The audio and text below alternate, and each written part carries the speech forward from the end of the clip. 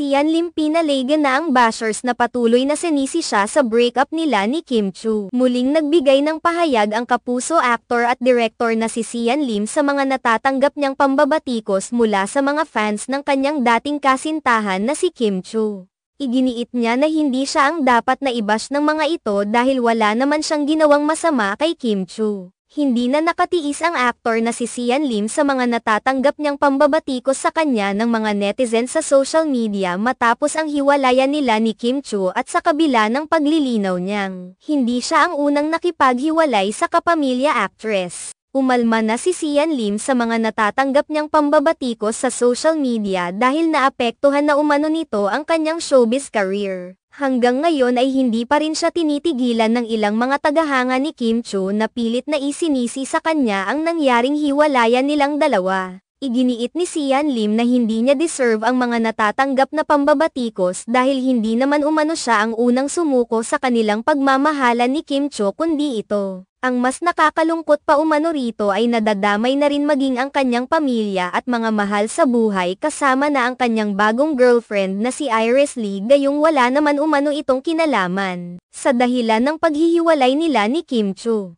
Iginiit din niya na hindi siya dapat nabatuhin ng mga masasakit na salita dahil maayos naman umano silang naghiwalay ni Kim Chu ni hindi umano sila galit sa isa't isa. Samantala sa isang panayam kay Sian Lim nitong June 6, 2024, inihayag ni Sian Lim na hindi niya na-deserve ang mga pambabatikos sa kanya ng mga netizens kung saan sinasabi ng mga ito na kaya siya nag-iingay dahil mayroon siyang pelikula. Nilinaw ni Sian Lim na hindi ang pagkakaroon niya ng bagong pelikula ang dahilan kung bakit nilalabas na niya ang katotohanan sa naging relasyon nila ni Kim Chu noon kundi nais lamang niya na maging malinaw na ang lahat lalo na't nagsisimula na siya ng panibagong journey kasama si Iris Lee na bago niyang iniibig. Hiling ni Sian Lim sa mga netizens lalong-lalo na ang mga tagahanga ni Kim Chu na tigilan na ang pambabatikos sa kanya at huwag nang idamay pa ang kanyang mga mahal sa buhay dahil matagal na umano silang tapos ni Kim Chu at masayang-masaya sa kani-kanilang mga buhay.